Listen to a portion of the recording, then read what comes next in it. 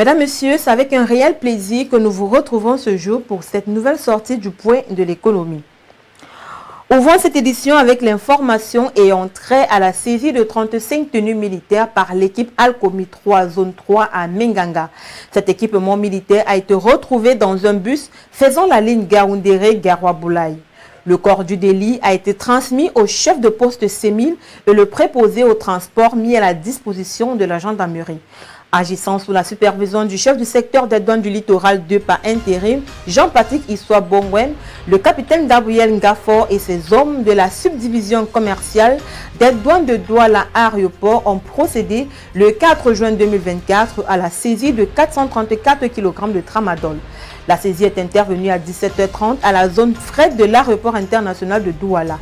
Le butin était chargé dans 14 colis contenant 8 400 000 comprimés de tramadol d'une valeur de 700 millions de francs CFA.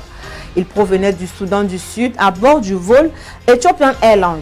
L'attention des gabelous a été attirée par des colis non étiquetés et recouverts d'un numéro de téléphone erroné. Le corps du délit a été transféré aux autorités judiciaires pour la poursuite de la procédure. Rappelons que le tramadol est une substance psychotrope au-delà de 100 mg. Toujours au Cameroun, le ministre des Mines par intérim en charge des mines, de l'industrie et du développement technologique, le professeur Fou Kalistui Gentry, a reçu en audience le 4 juin 2024 le directeur général de l'Organisation mondiale de la propriété intellectuelle, son Excellence Darren Tang. Au menu des échanges entre les deux personnalités, la mise en œuvre des mécanismes de valorisation des actifs de la propriété intellectuelle et l'encadrement des inventeurs. Il en ressort que l'Organisation mondiale de la propriété intellectuelle, le OMPI, va désormais sponsoriser la journée technologique nationale organisée par le dit ministère. Le but de cette décision est de mieux accompagner les jeunes inventeurs camerounais, mettre sur pied une coordination interministérielle pour regrouper toutes les administrations concernées par les questions de propriété intellectuelle, entre autres. Il a également été recommandé que le design de l'uniforme en tissu pagne de son département ministériel soit enregistré à l'Organisation africaine de la propriété intellectuelle, OAPI, afin de le protéger. Le chef du département ministériel a saisi cette occasion pour marquer la première visite du directeur général de l'OMPI au Cameroun en lui offrant une statuette en bronze Made in Cameroun. Le Fonds monétaire international FMI a annoncé le 3 juin dernier avoir conclu un accord au niveau des services avec l'État du Cameroun dans le cadre de la première revue de l'accord au titre de la facilité pour la résilience et la durabilité, ainsi que les 6e revues du programme appuyé par la facilité élargie de crédit FEC et le mécanisme élargi de crédit MED. L'accord, qui sera soumis à la validation du conseil d'administration du FMI courant juin 2024, débouchera en cas de non-objection du Conseil sur le décaissement d'une enveloppe de 118,6 millions de dollars en faveur du trésor public camerounais, ce qui correspond à 71,5 milliards de francs CFA au cours du dollar actuel américain. Sur cette enveloppe globale, 44 milliards de francs CFA représenteront l'appui budgétaire au titre de la FEC et du MEC. Selon le communiqué du FMI, le redressement économique du Cameroun s'est poursuivi en 2023 avec une croissance globale estimée à 3,3%, ce qui devrait passer à 3,9% en 2024.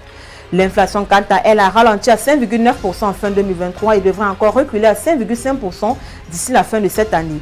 Et la mise en œuvre du programme est globalement conforme aux attentes.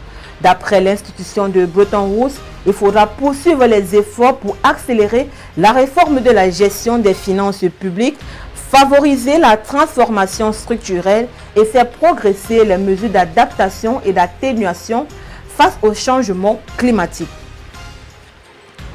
Parlons à présent de poissons avec les importations qui baissent de 20 milliards de francs CFA en 2023. Selon les chiffres compilés par l'Institut national de la statistique, les importations de poissons au Cameroun sont passées de 241 798 à 234 572 tonnes entre 2022 et 2023. Le déficit entre la production et la demande, estimé à 500 000 tonnes par an, s'est donc légèrement dégradé à 270 000 tonnes sur une demande estimée à 500 000 tonnes par an. Pourtant, le gouvernement s'est engagé depuis des années à réduire ce déficit à travers des mesures visant à booster la production halieutique.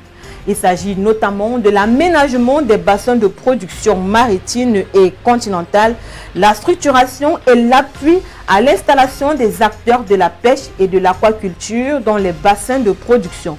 L'INS ne justifie pas la baisse de ces importations qui coïncide avec une légère baisse de la production locale. En effet, d'après le plan intégré d'import substitution agro-pastorale et halieutique 2024-2026, document publié par le ministère de l'économie, la production halieutique au Cameroun s'est établie à 230 000 tonnes en 2023, représentant une baisse de 1% en glissement annuel.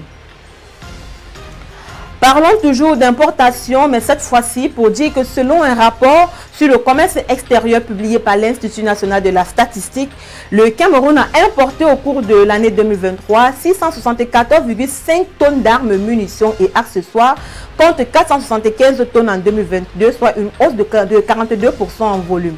Par contre, la valeur des importations a triplé, passant de 1 milliard à 5 milliards de francs CFA entre les deux années. L'INS n'explique pas ce dynamisme dans les importations d'armes et de munitions au pays. L'organisme en charge de l'élaboration des statistiques officielles au Cameroun n'indique pas non plus les pays exportateurs, ni ne précise si les armes et munitions destinées à l'armée camerounaise sont incluses. On peut néanmoins en douter puisque les statistiques de l'INS ne sont pas en conformité avec les besoins du pays qui dépend de l'extérieur pour se fournir en armes et munitions. À titre d'illustration, en 2023, le budget de fonctionnement du ministère de la Défense du Cameroun s'est élevé à 269,4 milliards de francs CFA. Sur ce montant, plus de 100 milliards de francs CFA sont consacrés aux dépenses salariales et plus de 160 milliards de francs CFA aux autres dépenses, dont les achats d'armes, de munitions et autres équipements militaires.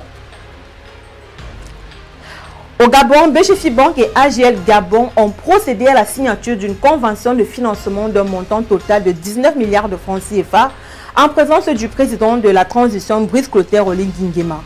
Selon Patrick Géranton, directeur général de AGL Gabon, ce partenariat financier vise à renforcer les capacités opérationnelles de AGL Gabon afin d'optimiser les performances du port d'Owendo et soutenir les investissements énergétiques et miniers du pays. Pour sa part, BGFI Bank Gabon se réjouit d'associer sa marque et son expertise à la réalisation de ce projet d'envergure. D'après Dimitri Kevin Djebi, directeur général de BGFI Bank Gabon, ce financement illustre ainsi la volonté de l'institution à accompagner de manière pérenne et appuyer la mise en œuvre de projets structurants porteurs de richesse sur le plan économique et social. Face à la grève qui a fortement perturbé les secteurs clés et les services publics nigérians le 3 juin dernier, les discussions entre syndicats et gouvernement ont débouché à un arrangement provisoire. Le Congrès du travail du Nigeria et le Congrès des syndicats sont parvenus à un accord provisoire avec le gouvernement fédéral du Nigeria sur le nouveau salaire minimum national. Le gouvernement nigérian s'est engagé à augmenter le salaire minimum au-delà des 60 000 naira, répondant ainsi partiellement aux revendications des syndicats. En outre, les deux parties ont convenu de poursuivre les négociations au sein du comité tripartite sur le salaire minimum national. Ces discussions quotidiennes se poursuivront pendant une semaine dans le but de parvenir à un accord définitif. Notons que les syndicats de travailleurs nigérians ont entamé une grève illimitée le lundi 3 juin 2024 pour protester contre l'augmentation des tarifs de l'électricité et l'absence d'un nouvel accord sur le salaire minimum. L'action a paralysé des secteurs clés comme l'éducation, la santé et l'électricité, perturbant également les aéroports et les services publics dans plusieurs États du Nigeria. Mesdames, Messieurs, c'est ici que se referme cette édition du Point de l'économie. Merci de l'avoir suivi. Les programmes se poursuivent sur Reflet d'Afrique Télévision.